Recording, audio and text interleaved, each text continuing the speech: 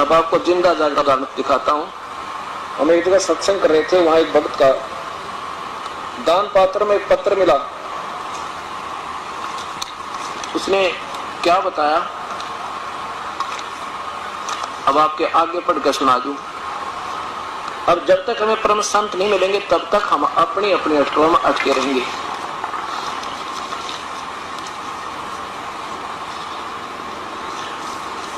इसने क्या बताया कि जी मेरी पत्नी 2 बच्चा न छोड़कर चली गई और मुझे दमे की बीमारी, दोनों बच्चों की परवरिश के लिए मैंने चोरी का सहारा ले लिया, चोरी करने लग गया। और आपका सत्संग सुना मैंने आज ही, और आज आपका नाम भी ले लिया, और मेरे दोनों बच्चे चूहों की गोली खाकर मर गए। उस दिन दास ने ये सत्संग सुनाया था कि जो अपने बच्चों को चोरी का या रिश्वत का धन से परवरिश करता है उसको अपने बच्चों को जहर देने की जरूरत नहीं पड़ेगी, एक दिन ऐसा आ जाएगा। और वही परमात्मा के विधान से अपरिचित होने से आप लोग ये करते हो, क्योंकि ना मासा घटे ना चल बदे। जब तक उस परम पिता का सहयोग नहीं मिलेगा, वो तो घटा बता देगा परम पिता कबीर परमेश्वर, और किसी के वश का नहीं, कोई कर्म न काट दे।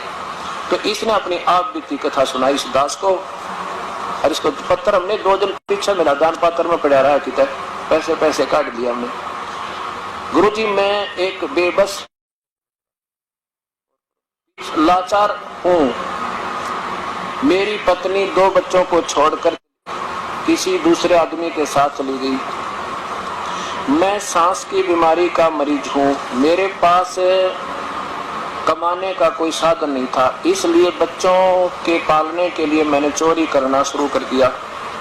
उस दिन भी मैं चोरी करके आया था, लेकिन मैंने आपका सत्संग सुना तो अपने आप से नफरत हो गई।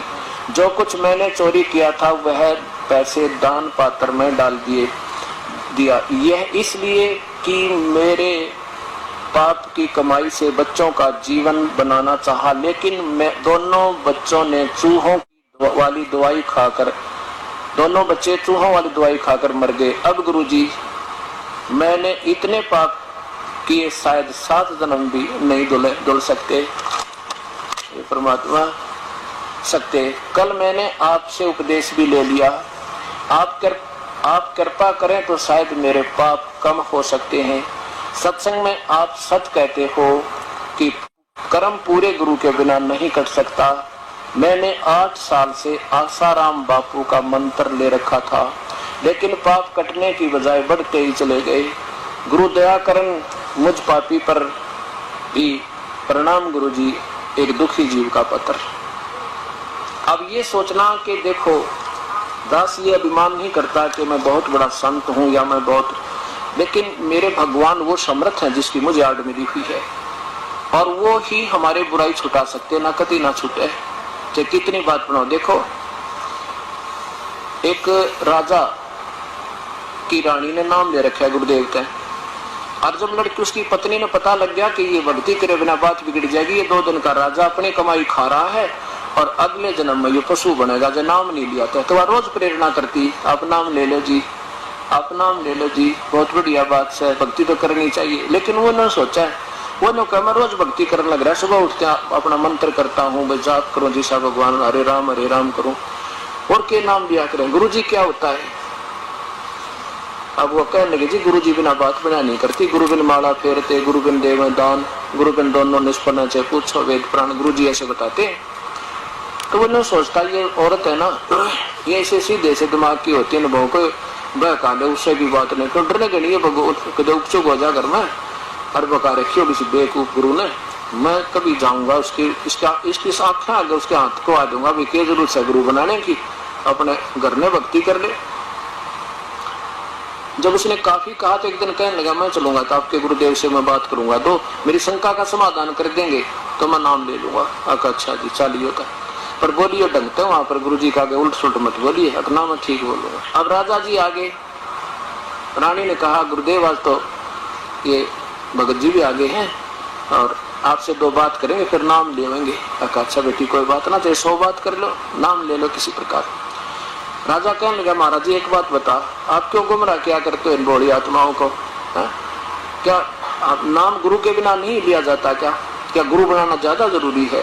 भक्ति तो घर भी कर सकते हैं हम, वैसे भी तो राम का नाम ले सकते हैं, भगवान का याद कर सकते हैं। अब गुरु जी ने सोचा आज तो ये कति नाराज होकर है, और जब मैं इसको समझाना चाहूंगा कति उल्टा पड़ेगा, मानने को नहीं। फिर राजा भाई ना तो ये सुना नहीं करते राजा लोग।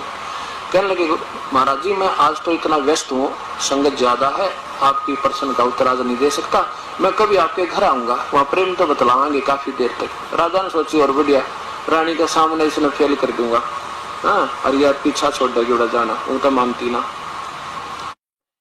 गुरुजी ने समय नियत कर दिया जी उस दिन आऊंगा मैं, चले गए। अब रानी ने सब मंत्रियों से कह दिया मेरे गुरुजी आओ तो आदर के साथ अंदर ले आना। अच्छा जी। अब राजा बैठा अपने राजगद्दी पे, गुरुजी पहुंच गए, सबने आदर के साथ अंदर ले गए। अब वहां पहुंच कर ऋषि ने कहा संत जी ने, वहां खड़े थे बॉडीगार्ड राजा के, उनसे कहा कि इसको अरेस्ट करो। राजा की तरफ संकेत करता है, उनको आदेश देता है कि इसको अरेस्ट करो। किसको? राजा की तरफ संकेत करता है। अब 2-3 बार कहा तो राजा उसके मुंह का नहीं देखा कि वो अच्छा बेवकूफ संत है, मुझे अरेस्ट करा। तब राजा ने बोला कि इसका दिमाग खराब हो गया, दिखा है। राजा बोला कि अरेस्ट करो इसे।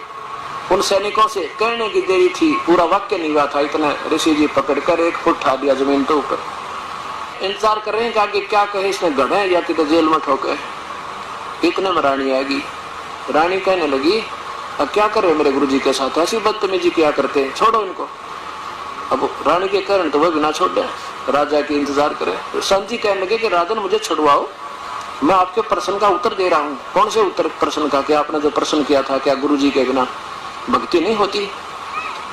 ये के उत्तर दिया, बदतमीजी कर रहे थे आप मेरे साथ, मेरे सैनिकों को मेरे से पकड़ अरेस्ट करने के आदेश दे रहे थे, कि यही तो उत्तर दे रहा था आपके प्रश्न का, मुझे छुड़वाओ।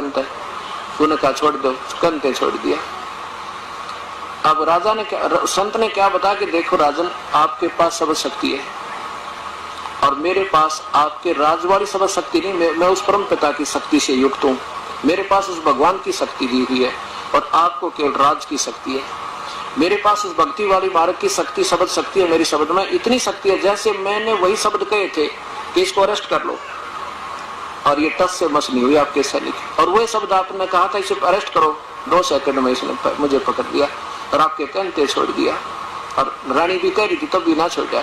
तो आपके शब्द में शक्ति है, मेरी शब्द में, जो मेरे शब्द में शक्ति है, और मैं जो मंत्र दूंगा तुरंत काम करेगा। आप चाहे 100 बार कह लेना किसी को, चाहे नाम भी दे देना, ये नो के नो करे, कति काम नहीं करेंगे, दोषी और होगा। राजा चरणों में गिर गया। कहते हैं समझदार को संकेत बहुत होता है। तो ऐसे परमपिता परमात्मा की भक्ति प्यारी आत्माओं ऐसे बनेगी तो वो धर्मदास प्यारी आत्मा प्रभु के चरणों में गिर गए और भूल गया उस पुराने अधूरे गुरु ने, और ले लिया नाम समर्थ का, उसका बेड़ा पार हुआ। बोलो सतगुरुदेव की जय।